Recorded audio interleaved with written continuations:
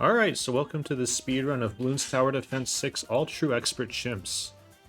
Before we get started, we'll choose the hero skins. I'll just keep the same ones that I had before, but this would be a donation incentive, so if you're watching the run at GDQ, you can donate to pick your favorite of these favorite skins for these 4 heroes that we're going to use in this run. So cool. So Bloons Tower Defense 6 is a very popular tower defense game, actively owned and maintained by Ninja Kiwi.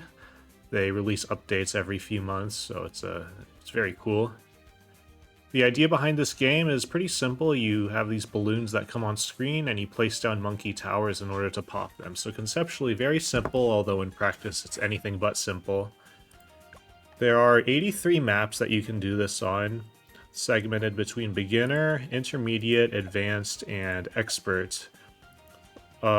In this run, we're going to be focusing on the expert maps, so there are 13 of them, but in particular, there are 4 of them that are considered by the community to be harder than the rest, those 4 being Ravine, Bloody Puddles, Quad, and #ouch. So these are the 4 maps we're going to do in this run, starting with Quad here. And in particular, even more specifically, we're going to be doing this Chimps medal. So Chimps is a game mode where it's an acronym for no continues, no hearts, no income, no monkey knowledge, no powers, and no selling. So because of these restrictions, this is considered to be the hardest game mode. So the idea behind this speedrun is to do the hardest game mode on the 4 hardest maps in the game as fast as possible. So timing is going to start when I click on this Chimps badge, so I'll count down 3, 2, 1, go. So 3, 2, 1, go. So you might be asking yourself, hey, wait, this is a tower defense game, right? So isn't this an auto-scroller? How do you speedrun this? And it kind of is an auto-scroller. I like to call it auto-scroller adjacent. What it is you have the balloons. They do take a fixed amount of time to spawn in, but they do not take a fixed amount of time to pop, and you're not able to actually advance into the next round until you've popped all of the balloons from the previous round. So the strategies we're going to use are geared towards popping the balloons down as quickly as possible, because that will make things go quite a bit faster. It can make a very big difference for having a good time versus a not so great time. You can see as you pop the balloons, you make money, and you can use this money to buy new towers or upgrade your existing towers. So like we got this longer range on the sub here. And what we're doing now is we're trying to save up for a very special type of tower called a hero. So heroes have kind of a one-time cost, but the nice thing about them is that you don't have to spend any money to upgrade them. They'll just upgrade themselves automatically throughout the game. So the hero we have here is Etienne. He's this drone operator. He has this drone that flies around and pops things, and you'll see he levels up to level 2 without me having to do anything. So because of that, heroes are very valuable for their price, and you're going to want to use them in your Chimps modes as much as you can. At level 3, Etienne unlocks this ability on the bottom left. You can click it. It's an active ability. You click it, and it'll temporarily make him stronger. In this case, what it will do is, we'll use here, it'll make more drones come out for a small amount of time before they all despawn. And then there's a cooldown on the ability, so we have to wait a little bit until we can use the ability again. And so what we're going to be using this ability for, at least in the early game, is to push past some of the harder rounds. So we want to get this airburst darts upgrade on our sub, but we're going to have a tough time on round 21 because we're not going to quite be able to afford it then. So what we'll do, though, is use Etienne's ability in order to push past this round and then get the airburst darts upgrade. And then we'll get this. And now, so Chimps, a game of Chimps goes from round 6, it starts at round 6 and goes to round 100, and then round 6 through round 40 are what we consider to be the early game. So in the early game, what we're trying to do is basically just survive until round 40, because there's a very big difficulty spike coming up on it on round 40, and what we're going to do is get down towers that help us survive till then. So this triple gun sub is a very, very good early game tower, and we're also going to get this boomerang, which is also pretty good. And this whole early game is going to be about just getting these 2 towers down and upgraded. A little bit more about heroes. So heroes are very distinct, they're very unique, and no 2 hero is quite alike. So, and they each have kind of their own set of gimmicks. So Etienne has one major gimmick, which is on round 33, there's a specific category of balloon called the camo balloon, which towers are not able to pop without camo detection, so they're invisible to towers without camo detection.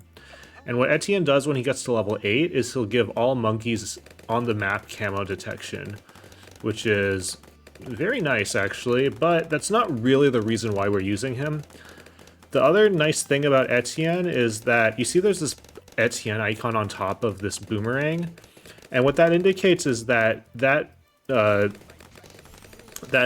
tower has an additional range buff. So any tower placed within Etienne's range gets a range buff, and this is the reason why we're going to be using it, because this map is this weird 4-lane map where it's very difficult to actually place towers that cover all 4 lanes effectively. And what we're going to do, though, is with Etienne's range buff, we'll be able to place a tower in the middle that will cover all 4 lanes effectively. So the round 40 is a bit of a difficulty spike. So before we've seen regular balloons, the strongest one being a ceramic. Ceramics are pretty tanky, they take a lot of hits to pop down. But then round 40 is going to introduce a big blimp called a Moab that we need to be able to pop down, and it's quite difficult if you're not adequately prepared. We should be fine though, especially with Etienne's ability, so we'll see that right here.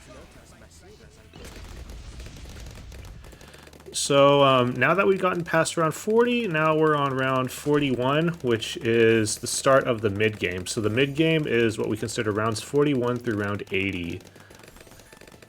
What we're going to do is we're going to actually abandon our early game towers and instead start buying our mid-game towers, which will then transition us into the late game. So what we're going to do is, as I mentioned, we want to place a tower in the middle. The big issue is that there's a big body of water in the middle, and you can usually only place water towers on there, so like the submarine or something. But the tower we want to place is a land tower. One trick, though, that you can do is there is a tower called the Ice Monkey, which has this middle path called the Arctic Wind. And what this Arctic Wind will do is it will freeze all water that is within its range border. So we'll get that here. And what this is going to allow you to do is it's going to turn the water into ice, and then you can then place a land tower in the water. So we're going to place down this glue gunner here, which we're going to try to just eyeball it as smack dab in the middle as possible. What the glue gunner does is it shoots a glob of glue onto a balloon, which slows it down. But then in particular, we're also going with the top path upgrade. And what the top path does is it makes those glue globs also apply a damage over time effect on the balloons. So and then kind of as we upgrade it more, the damage over time effect gets applied faster. So the top path glue gunner is pretty nice for that. And this combined with Etienne's range buff and like this village. In this village, we're also going to get another tower called the Alchemist. This Alchemist, we're going to get the top path. It's going to throw a potion onto a nearby tower that increases the damage, the attack speed, and the range of that tower that gets the potion. So with the Alchemist, Etienne, and this village, this tower the glue gunner does a very good job at covering all 4 of the lanes.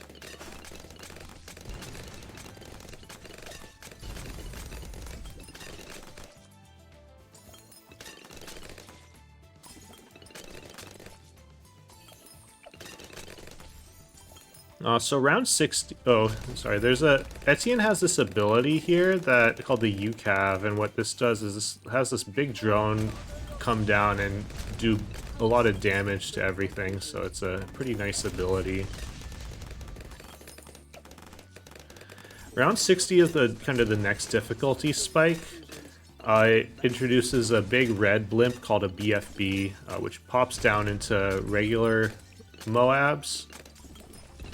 But yeah, we need to be prepared for it, so we're going to handle it with this tower called the Spike Storm. So this tower drops these spikes that do a very good job at breaking open blimps, and what we're going to do is it also has this active ability that covers the entire track with these types of spikes. The next difficulty spike is round 63, which introduces a little bit of a change-up. So in previous rounds up to 62, we have kind of a moderate density of regular balloons and blimps, but round 63 introduces 3 very dense ceramic rushes. Ceramic rushes are often pretty hard to deal with because a lot of defenses will get what we call pierce capped, which means that they're not going to be able to handle large clumps of balloons very well. But this glue gunner is very good at handling rounds like 63, so as you can see.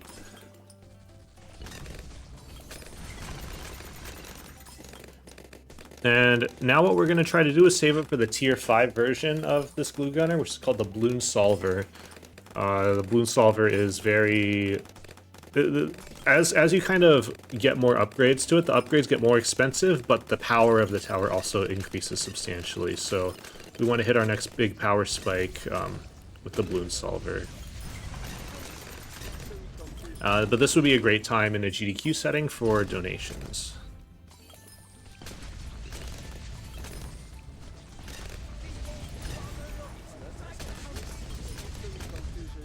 First thing for marathon commentary, yep.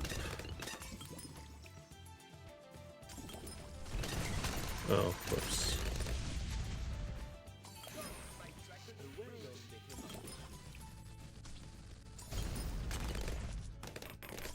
Yeah, I need to practice commentary in order to do it adequately. I know some people are very good at, like, just talking, but I'm not.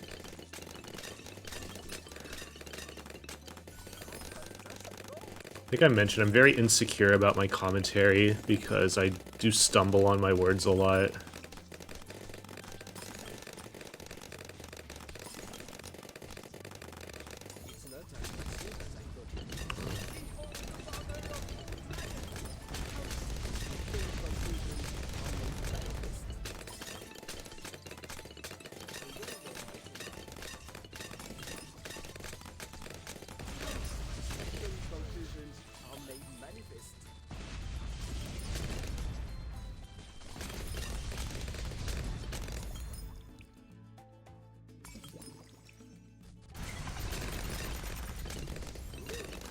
Alright, so now we're going to get the Balloon Solver, and this is a good opportunity to talk about synergies. So what a synergy is when you get 2 towers that sort of pair well with each other. So as an example, this Balloon Solver is really, really good at popping ceramics, as you can kind of see here. The ceramics get popped very quickly. But as you'll see kind of on round 75, what it does not do a great job at is popping blimps. So the blimps take a pretty long time in order to pop down. So what we're going to want to do is pair it with a tower that does do a good job at breaking open blimps. So that's what this Spike Factory is for. So I mentioned before, the Spike Factory does break open the blimps into ceramics, which the Balloon Solver can then clean up, and this comprises a synergy because the idea is that the Spike Factory breaks things open and Balloon Solver cleans them up. The next difficulty spike is actually round 78. So round 78 has 2 really, really dense ceramic rushes, but the Balloon Solver is made to handle rounds like 78. Like it does so well against it.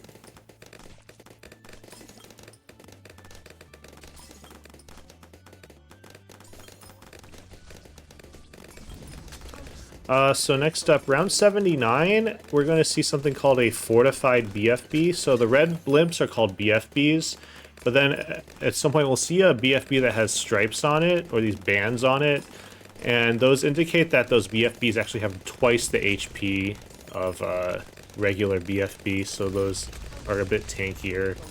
We'll see that on the left, just right here. There we go.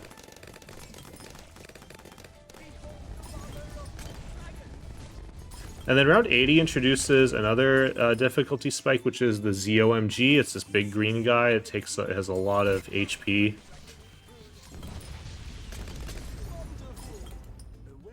Alright, so now we've gotten to round 81, which is the transition into the late game. So the late game is rounds 81 through 100. So the issue with the late game is that one is the blimps actually get stronger. They start scaling up in terms of how much HP they have.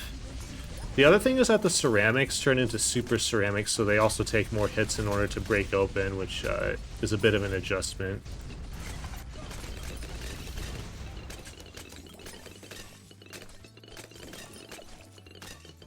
And what we're trying to do is we have a lot of money right now, and we're trying to save up for this tower called the Carpet of Spikes.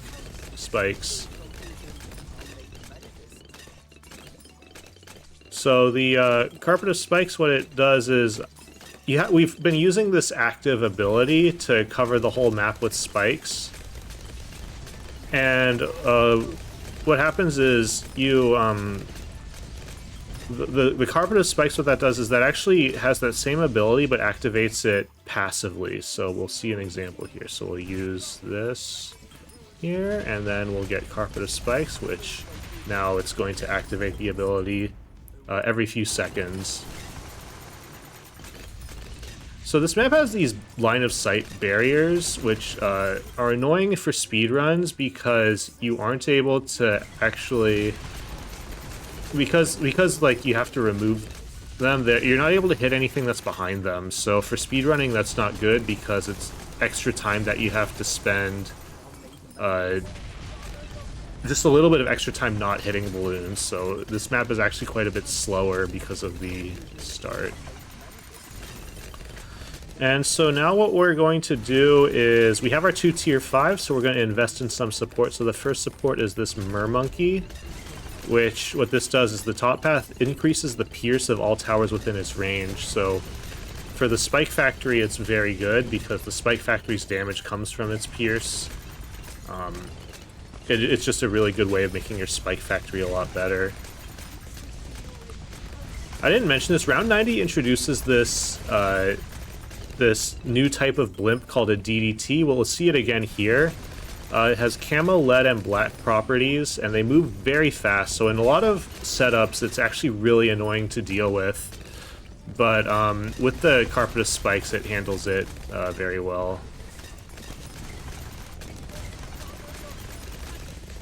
The other thing we got this tower called the Balloon Sabotage. It has a really good ability which slows balloons down for a pretty long amount of time. So we're going to use that here actually.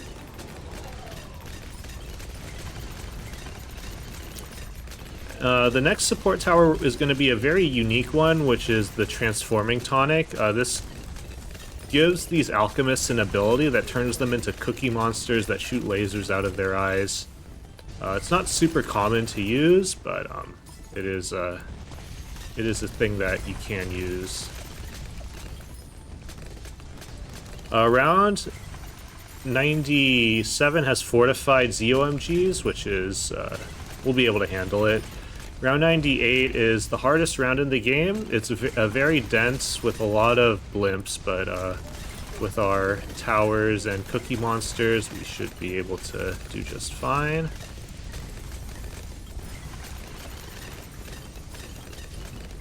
This one will... And then round 100 has this big purple guy, which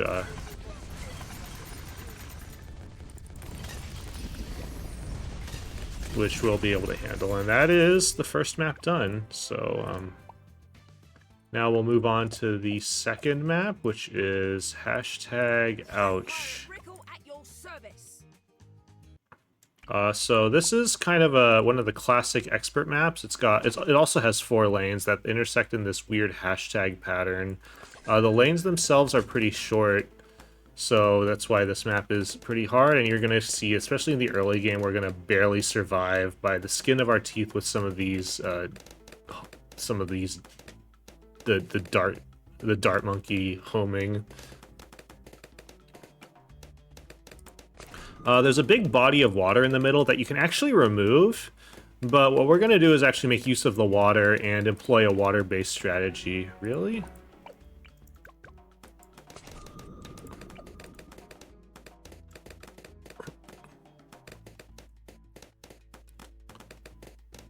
I'm not okay with this. What is happening?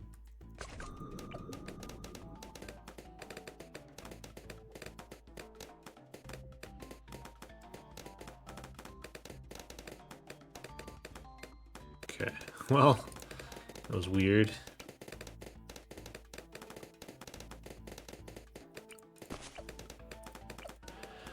Alright, so when you're doing a water-based strategy, we're going to use Admiral Brickle, who is a very good tower for water, or very good hero for water-based strategies. She has some very good synergies with water towers, which we'll explain in a bit. We're going to want to place her down smack dab in the middle here, which we will get her, and we'll get her down on round 14.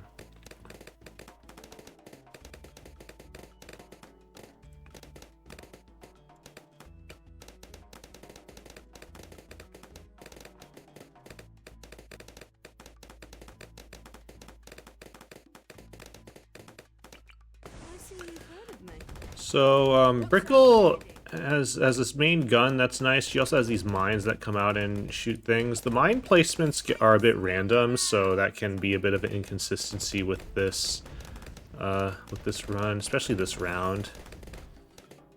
It will be okay. And then Brickle's gonna soon unlock her level 3 ability, which is Naval Tactics. What this does is when you use it, it doubles the attack speed of all water towers and allows them to pop every balloon type. So we're going to use that here. It's a very, very powerful ability in a water-based strategy. And we'll use it again on round 22 as well.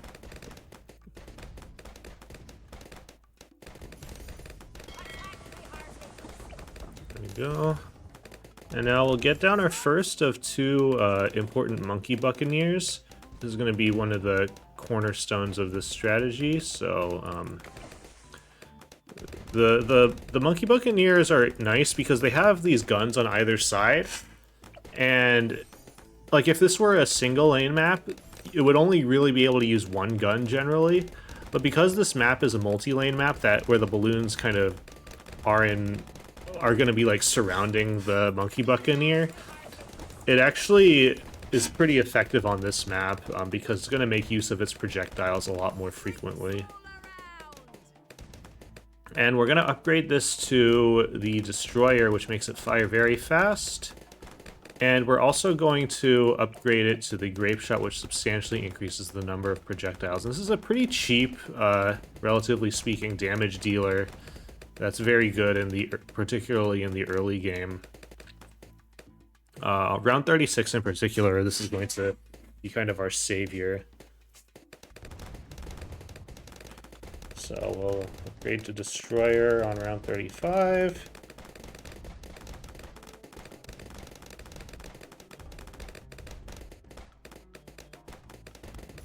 There we go, so you can see it fires very fast, and then we can get the Grape Shot to substantially increase the number of projectiles. And that's going to help a lot with round 36. So now we're going to get a second Monkey Buccaneer. This one we're going to upgrade to the Cannon Ship, which is... it's an okay tower. Just a little bit of additional consistency for now.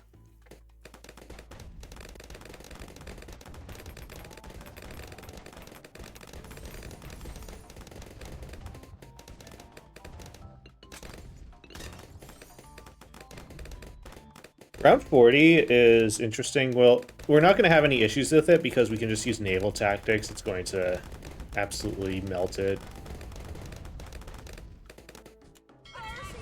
There we go. Because we don't have Etienne, we need to get camo detection some other way. So the way we're going to do it is by getting this radar scanner village, which will give camo detection to our top two boats.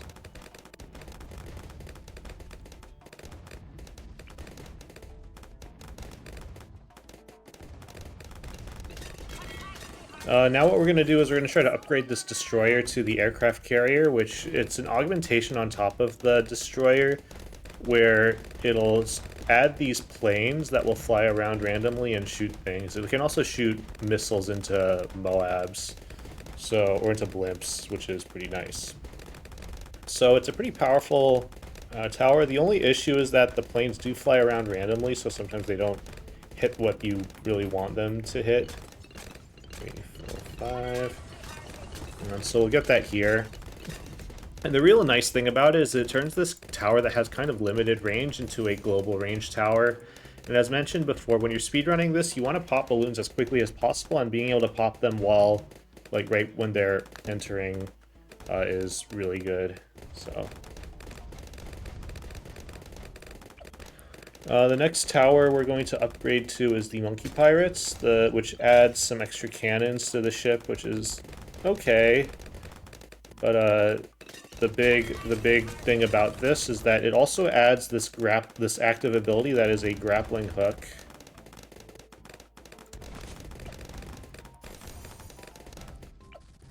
And this grappling hook is very nice, particularly for the end of this round, because there is a blimp that will come down, and the grappling hook will pull it in and insta-kill it. So being able to insta-kill stuff is always very good in speedrunning. It's very fast, and particularly in this mid-game, there are a lot of rounds that end with a blimp. So you're able to, like, if you're able to insta-kill it, that's just a little bit more time that you save.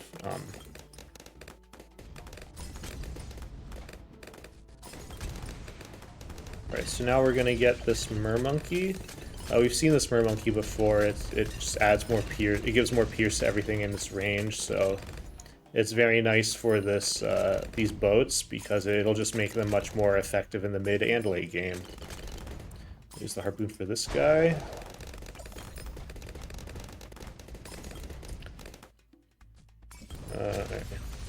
Also, I guess the tier 4 thing, another thing is it does coat blimps in ink that slows them down, which is also pretty nice. Slowing down blimps is always a big deal.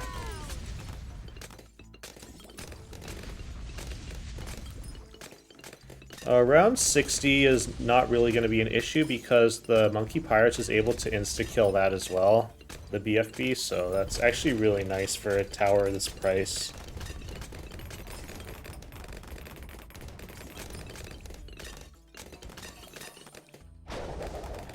And we've also unlocked a new Brickle ability, which is the Mega Mine. What this does is we'll place this down in the water, and what it will do is when a blimp gets in range, it'll shoot out and do a lot of damage to it, so big damage to big balloons. I'll see that here with this, and boom, there we go. There's some very high-level chimp strategies using the Mega Mine where you stall out rounds to stall out the cooldown and place a bunch down, but it's not a thing we do in speedruns. So, and now what we're trying to do is save up for our first tier 5, which is the carrier flagship. This guy, so this would actually be another really good donation reading time.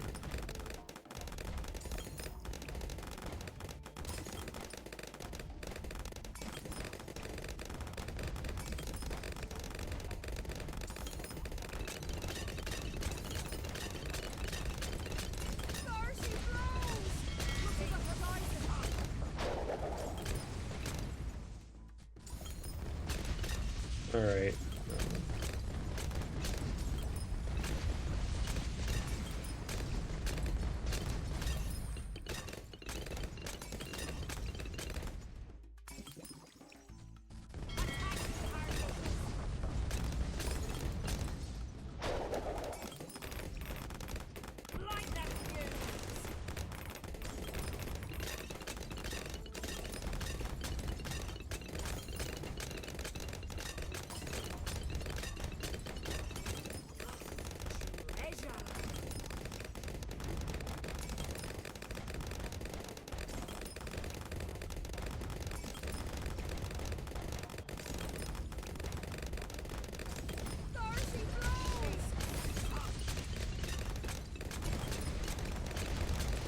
Alright, so I want to put this guy here. And now we can upgrade to the carrier flagship. So the carrier flagship is similar to the aircraft carrier, but it ramps up the damage by quite a bit. It also has some interesting properties, so like you're able to place towers on top of it, which we're not really going to do. You can also place, it also buffs the attack speed of monkey aces, but it also buffs the attack speed of water towers, so that's the more important thing for us.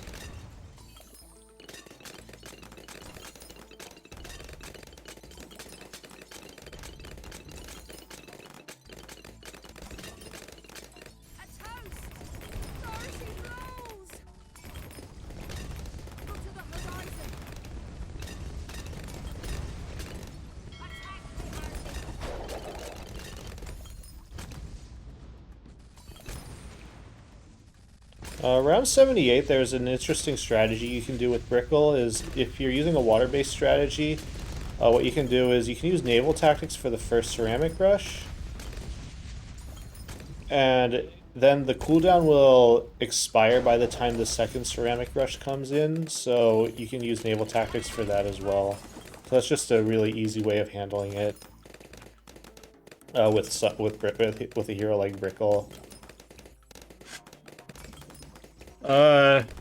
So one thing to note about this strategy, this is one of the runs where I can actually completely brick the run if I mistime my abilities, because this strategy relies on sort of cycling through our abilities in a very specific way.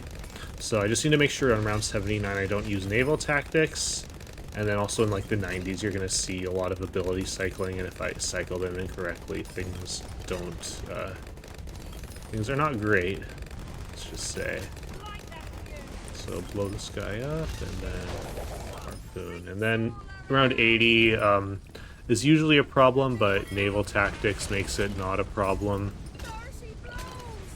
And so now we're going to upgrade this boat to the Monkey Pirates, or not Monkey Pirates, it already is a Monkey Pirates, to the Pirate Lord. This increases the damage of the cannons, but also more importantly, the harpoons can pull in 6 BFBs or 6 Moabs or 2 ZOMGs. And being able to insta-kill ZOMGs is a huge deal. There aren't a lot of towers that can do that. So that's going to be one of the really nice ways of going fast, because ZOMGs are usually very difficult to deal with.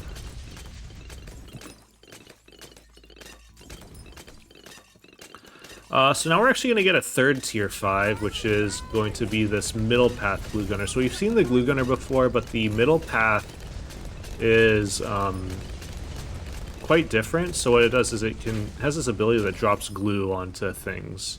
Oh, on round 75 we'll just harpoon both of these guys. So what this glue ability does, we'll see it again, this is the glue strike. What it does is it'll slow down everything on all the regular balloons on screen, although not the Moabs, but it does also debuff the Moabs, so it makes them more susceptible to taking damage, which is going to be helpful. And the other nice thing it does is it de-leads the DDTs, which will allow our towers to pop them. So that's the other really important thing about the glue storm, so round 90 we're not really going to be able to pop it without something, so we're going to use naval tactics there to handle the DDTs there. And then now we've upgraded to the glue storm, which is the same ability, but it just lasts a lot longer, as you can kind of tell. So we'll use it again here.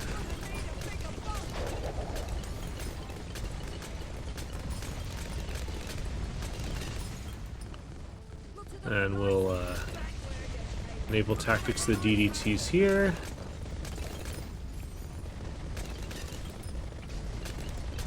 Alright, here we do a little bit of a glue storm.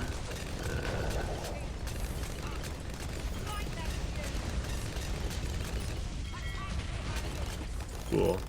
And now the issue with round 95 is that we aren't gonna... Naval Tactics will not work because there are just way too many DDTs, but the Glue Storm ability will last for enough to de-lead every single one of these DDTs. So that's nice.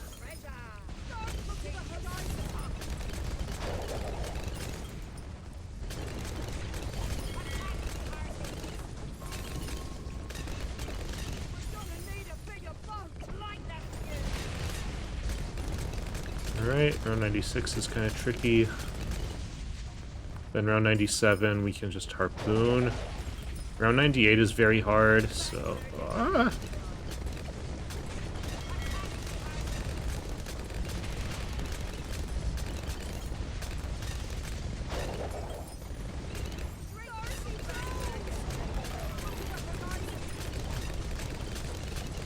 And round 100, we have the first strike, which is a missile that, there we go. I actually failed there. What I wanted to try to do is layer skip the round 100 guy, but I did mess it up. You didn't quite see it, though, I don't think. Alright, so now we'll move on to Bloody Puddles. This used to be the hardest map in the game, although now I'd say it's probably the second hardest. There used to be this absolutely miserable dart substart, but Ninja Kiwi added this new monkey called the Desperado, which makes this map substantially easier to start. So, you can see this map has a lot of lanes, and the balloons kind of alternate through them in sort of this annoyingly, in a way that doesn't it's still ridiculous. Like, there's just a lot of lanes you have to deal with. So the early game and just this level in general, we're going to be making use of snipers. So we've used snipers before, but not to this extent. So the nice thing about snipers is they have global range. The other is that their projectiles actually hit balloons instantly. So they don't actually shoot a projectile, they just see a balloon and they pop it. One annoying thing about snipers is that they are not able to... the sniper shot timing varies depending on when you place them down during a round. So it can be kind of inconsistent. And since we have auto start on, we're going to be just placing things down during the round. I just find placing things down as early as you can tends to work out more often than not. But we always have retry last round as our savior. And when you retry the last round, it actually resets the sniper timing, so that's kind of funny.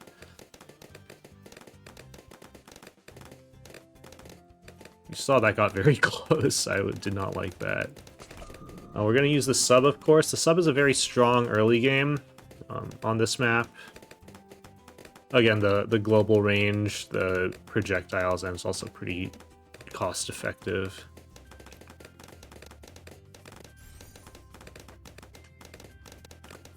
Round 21 can be sketchy. I think I'm gonna just upgrade this and then cross my fingers that we don't leak on the left. You often don't, so...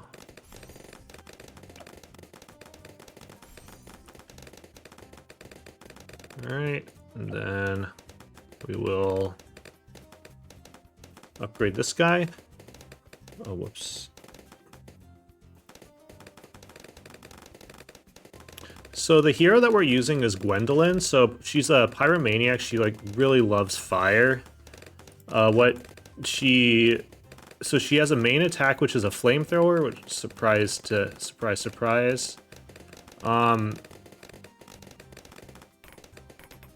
The reason why we're using her is she has a passive ability called the Heated Up buff, where every time she shoots 40 times, all towers within her range will get an attack speed, get a damage buff, and will also get lead popping power. So when paired with snipers, snipers pair very well with her because they absorb those buffs very well.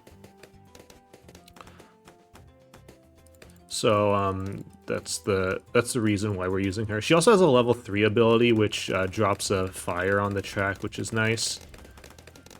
Particularly in the early game for a little bit of consistency.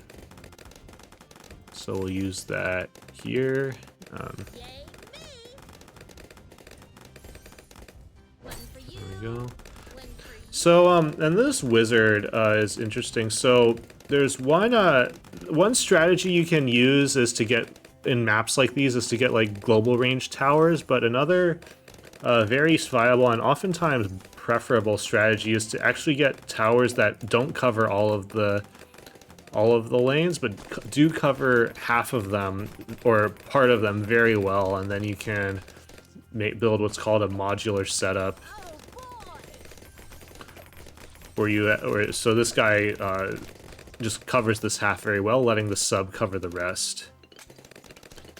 For round 40, really want to we need to upgrade this at a very precise time. If we upgrade it too early, that's bad, because the potions wear off. There we go. Alright, so now we're gonna get this village, so we're getting the discount village. We have seen this before, but one thing that's very common with villages is to actually get 2 of them. So when you're getting discount villages, if you get 2 discount villages, then it actually gives you more of a discount for things that are placed within the village's range. But more importantly, what this also lets us do is it lets us get the other upgrades for the village. So this one in particular, we want to get jungle drums on it. And what jungle drums does is it increases the attack speed of all the towers in range of that village, sorry. So that's nice to get, and then the other path is the radar scanner, which we've seen before, which gives camo detection. And in particular, this sniper is going to need camo detection later on. So being able to get both of those paths of the village is very nice. Because it's just so that's why you get 2 of them, but the big trade-off is that it does take up a lot of space, so that's the only issue with getting these 2 discount villages. So the strategy we're using here is called the Axis of Havoc. There's an achievement in this game called the Axis of Havoc where you get all tier 5 snipers in a Chimps game, and that's what we're going to do here. So this middle path sniper is the bouncing bullet sniper. It does what it sounds like. It shoots a bullet that bounces to other balloons. But what we're going to do is we're going to upgrade this guy to the tier 5 first, which is the elite sniper. First, we're going to upgrade it to the supply drop. The supply drop is not a great upgrade because it just does not do enough damage or extra damage to justify its cost.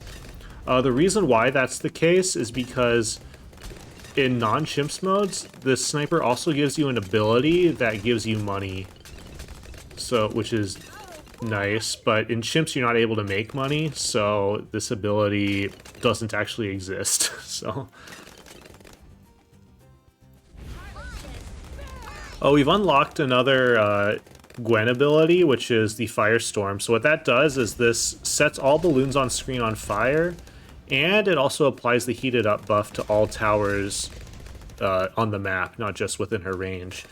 And in particular, this is very useful on this map because there are these, you may have noticed there are these rounds that have stuff on the 2 outer lanes, which Gwen can't fire at, so she's not able to get the heated up buff passively just by attacking in those rounds.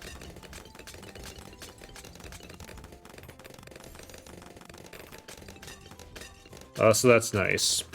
And then we got the first tier 5 sniper, which is the elite sniper. What this does is this substantially increases the attack speed of this middle path sniper, and it also increases the attack speed of all other snipers on the map. You can see there's an elite sniper icon on this guy now. So you generally want to upgrade to the elite sniper first because this buff is very nice. Also, you kind of need it in order to survive round 63, so. Now what we're going to do is upgrade to the second tier 5 sniper, which is the elite defender. this would be another good time for donations in a GDQ setting, because this will take a while. Oh, I didn't know it was. Oh, I didn't know the sniper ability is accessible with advanced hotkeys. That's funny.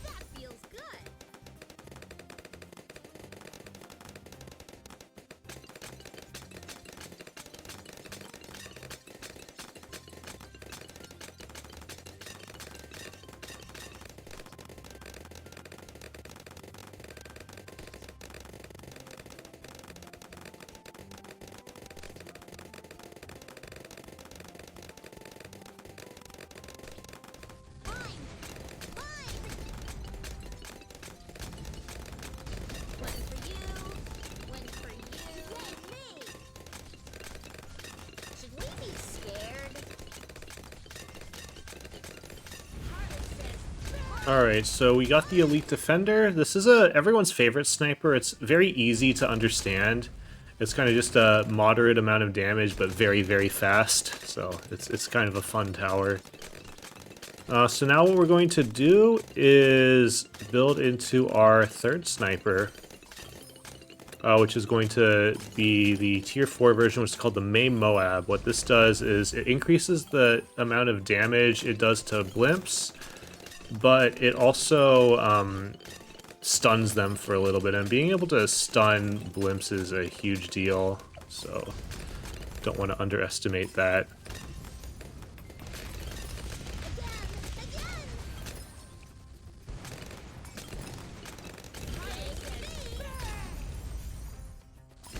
I'm also going to pre-place down 2 other snipers. I'll explain those in a little bit.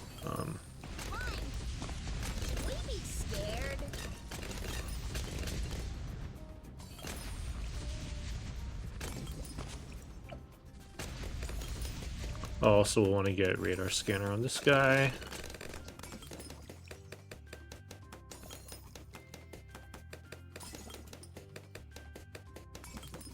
That's scripted, by the way, the commentary, where I say, oh, by the way. I actually know exactly that I need to get camo on that guy, but that's just to fill time. Because it takes a while to get the May Moab.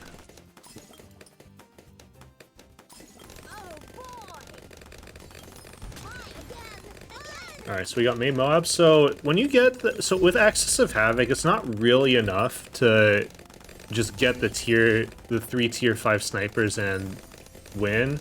You're gonna need to actually couple it with some ceramic cleanup.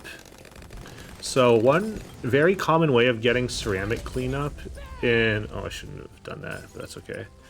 But one very common way of getting ceramic cleanup in with a sniper strategy is to get these bouncing bullet snipers and give them an alchemist buff, which does a very good job at ceramic cleanup for some reason. And it mentioned that snipers have global range, but there's this big truck in here that actually serves as a range blocker, so we can remove it for $1,000. And oh, so the helicopter crashed and created another line of sight blocker. You spend another 500 to remove it. Thank you, Ninja Kiwi. Thank you for doing that.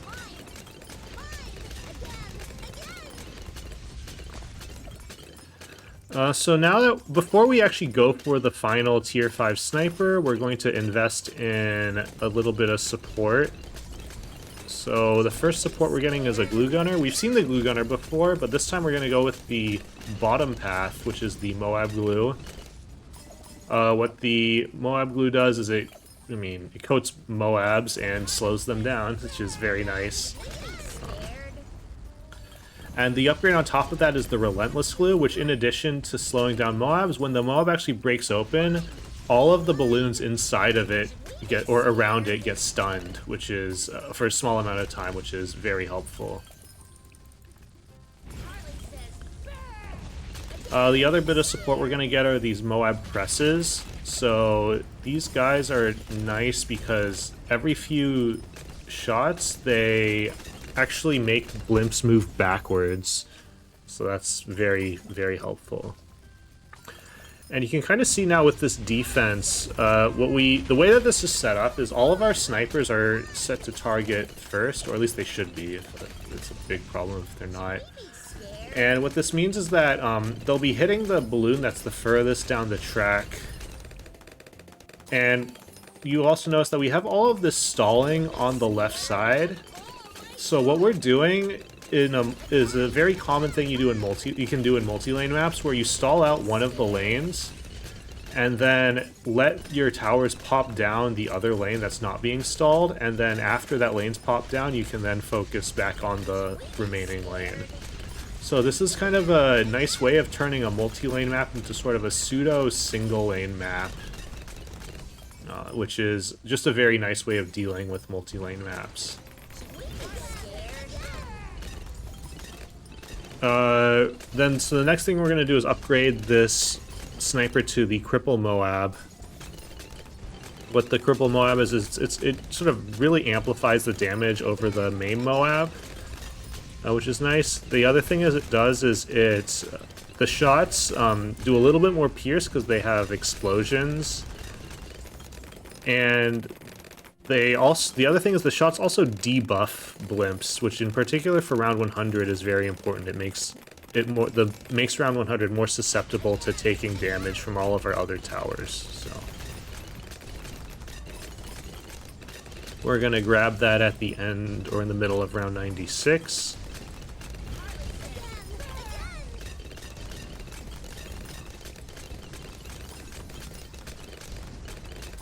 We're going to get down a sub because the first strike gives you an ability that shoots this missile that does a very good job at doing around 100 damage. And we're going to try to do something called layer skipping, where we pop the round 100 guy without spawning any of the insides, which saves quite a bit of time, like a few seconds.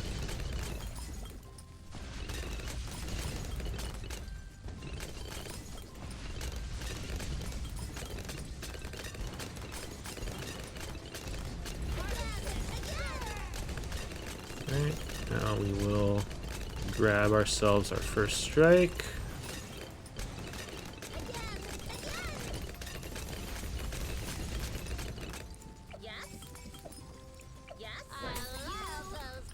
Alright, and we're going to try to do the layer skipping.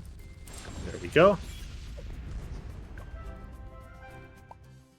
Cool, and so that's Bloody Puddles done. Now we'll do the last map, which is Ravine. So Ravine has this really miserable dart start that's very precise. I'd say this is the hardest map in the game because of this start. Let's do this. Last, and then...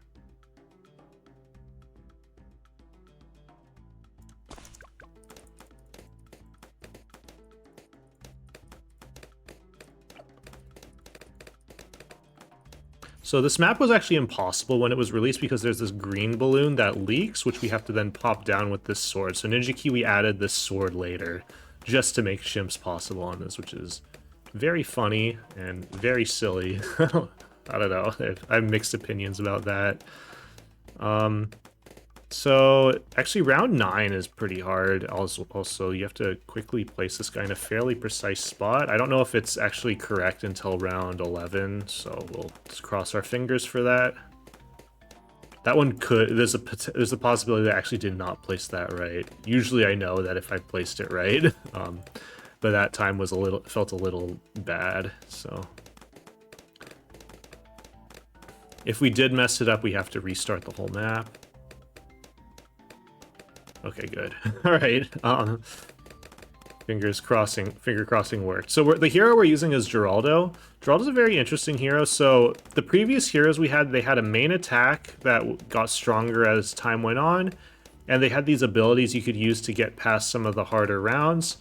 But Geraldo doesn't have either of those. His main attack isn't very good and doesn't get better, and he has no abilities, but what he does have is this shop of items that you can use, and what these are kind of more cost-effective versions of like what you would normally need to do in order to defend things. So we get like this turret here, which is a slightly more expensive but much better dart monkey. Normally you'd need to like upgrade your dart monkeys to get something as powerful, which would be more expensive than this turret.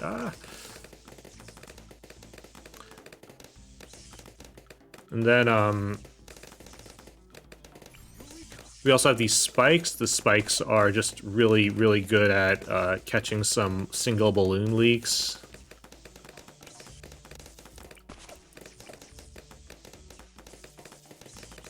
One item that's absolutely totally broken is this glue, so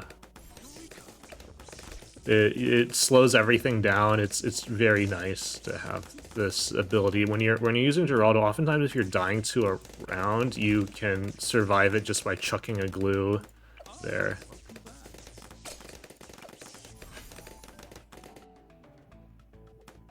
And so what we're doing is we're using these Geraldo items in order to save up for our main early game tower, which is the Druid of the Jungle. What this does is this will create a vine that can spawn in at any part of the track. In particular, it can spawn at the front of the track, which is very good for speedrunning because it's able to start popping stuff when they spawn in, which is that's what you want in a speedrun of this game.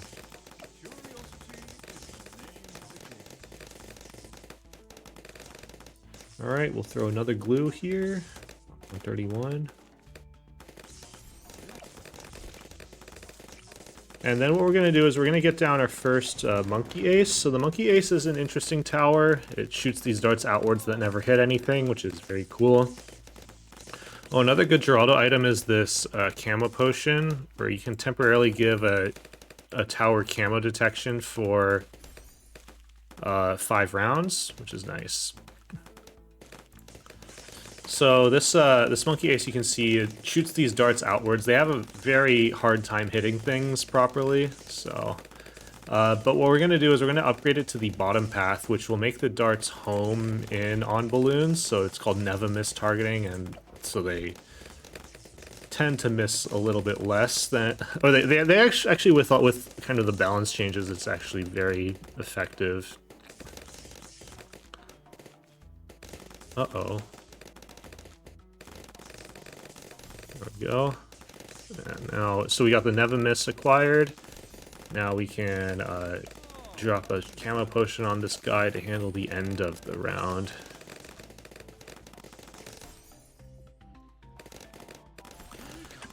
So the next item we're going to use is this Jar of Pickles. So what the Jar of Pickles does is it increases the damage of a tower, but it also reduces the attack speed. So there's a bit of a trade-off, and you need to really understand your tower very well to know if it's a net benefit or a net loss. So on this Monkey Ace, it's a good thing. On other towers, it might not be.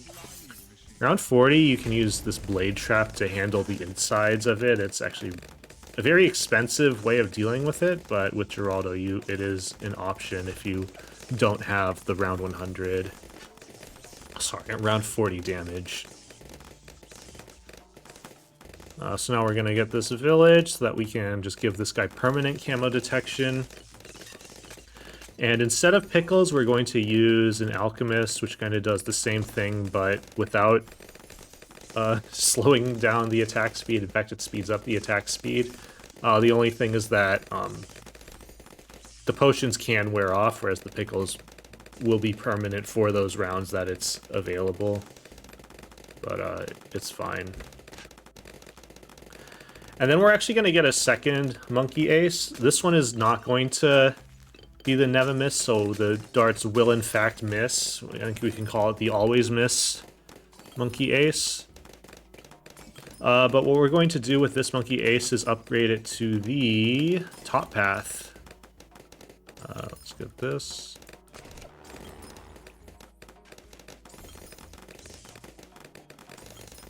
So when we get to the tier 3 version, what this will actually do is this will shoot a missile at Moabs, and that missile itself doesn't miss. So the fighter plane does that, and then Operation Dartstorm is just a better version of it. It's actually very good. So Operation Dartstorm plus our Never Miss Monkey Ace will comprise our 2 of our main mid-game towers. I'll explain this Dart Monkey in a bit, but on round 51, we'll be able to purchase a pet bunny from the shop, which we will. It's $1,890. It doesn't do anything, but it looks cute. And in GDQ, you want to be saving the animals, so that's why we're getting that. In fact, we like it so much that we're going to get a second one. Bit of a flex, right? So with these Dart Monkeys, what we're doing is we're getting Juggernauts. So the Juggernauts shoot this spiked ball that it has a few things. One is it has a lot of pierce, so it's able to hit a lot of balloons, and the other thing is it knocks the balloons back that it does hit, which is really nice. So for a pretty cheap price, you're able to get some very good mid and late game ceramic stalling, which is extremely helpful. We'll actually get a third bunny as well, which is nice. Oh, the other thing about the Juggernaut is that the projectiles bounce off of barriers, so that's why it's kind of effective here, because there are a lot of line of sight blockers, but since these projectiles can bounce off of them, it helps increase the amount of damage or increase their effectiveness, so it's very nice. And so in round 59, we're actually going to get a 4th bunny, which totally doesn't turn it into a demon bunny that jumps around and pops everything. No, that's not it. And it's totally not a reference to Monty Python and the Holy Grail, where there's a bunny that jumps around and bites people's heads off. No siree. So this bunny is really good at popping ceramics. So round 63 has 3 ceramic brushes, and you're going to see the bunny do an extremely good job at handling that. So.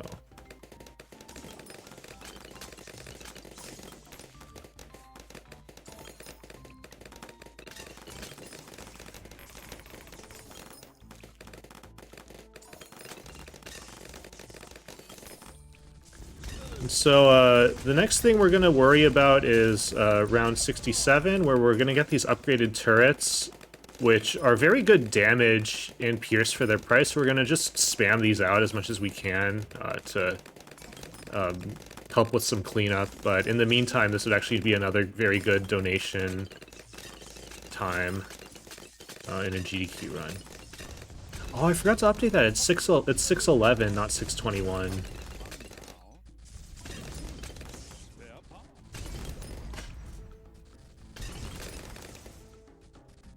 I thought I did upgrade that. That's crazy.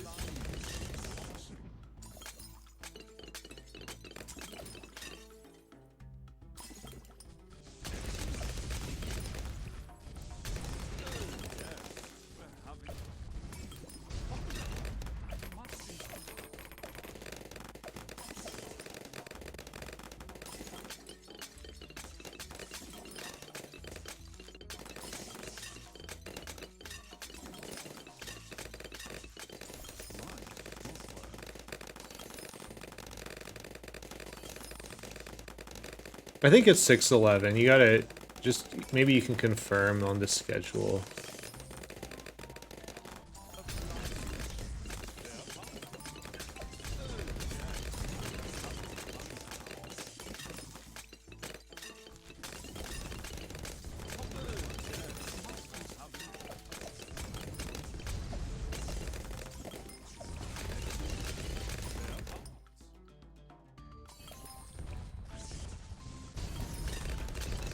Alright, so the next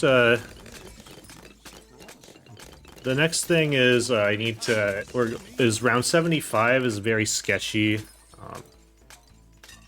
Oh, 1211, that means you're in Europe. Yeah, so it's 6:11. It's not 21. The minute would be the same. So round 75 can be a bit sketchy. Well, we're not going to really do anything specifically to address that, but we will place a glue here in preparation for round 36, and then hope that we survive. Oh my god, that was so bad. That was so sketchy, what the heck? Alright, now we're gonna get these creepy idols down. So what these do is they blow back balloons, and they can also stun blimps, so that's very nice for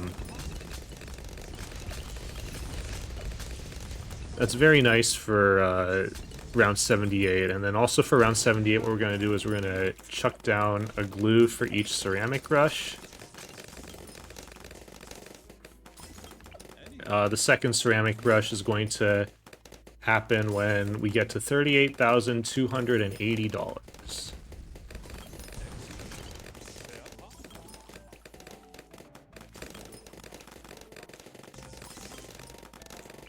There we go. Alright, so we have a lot of money saved up. The reason why is we're trying to upgrade our Monkey Ace to the Sky Shredder, which gives a lot more darts, faster attack speed, and bigger missiles. So, very good tier 5 tower for this map especially. There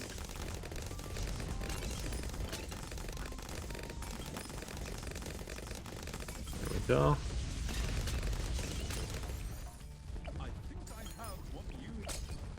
So Geraldo now has these upgraded spikes, which are actually very, very good for their price. They're only $55, so we're gonna just spam as many of these guys out as possible.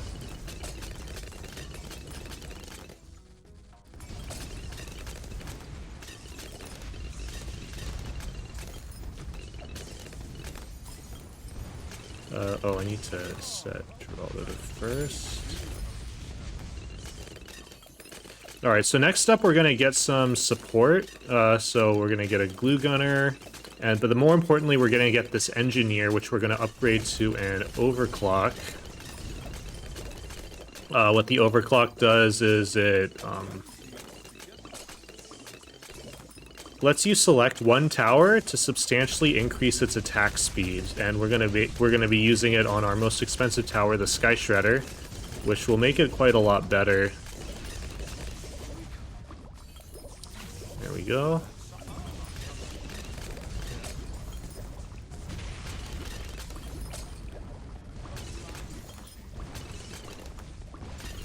Oh, and then we'll get this guy to a glue.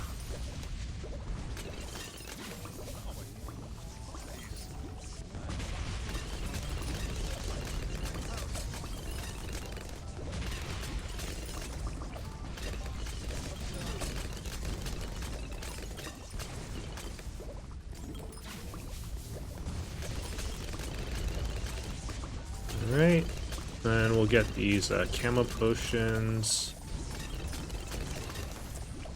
So the next support tower we're going for is the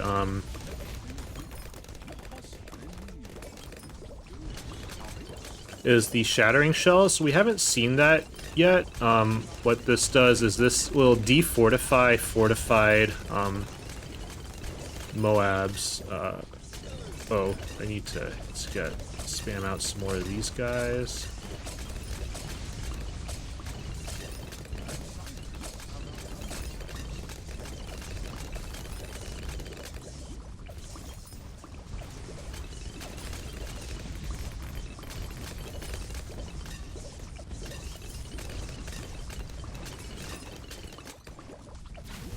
Alright, let's get you. Let's get you.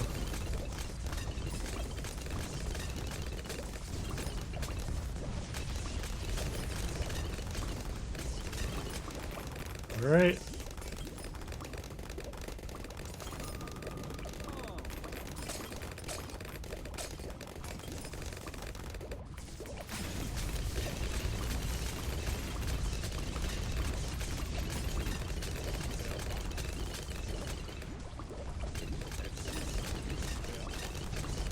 Okay, now we want to overclock this.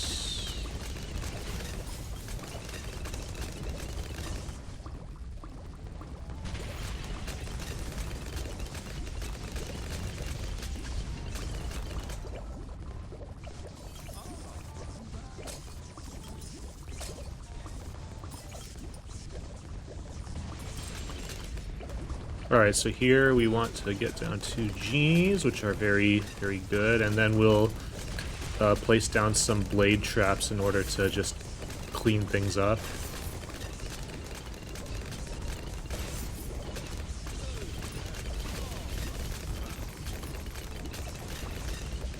And then here,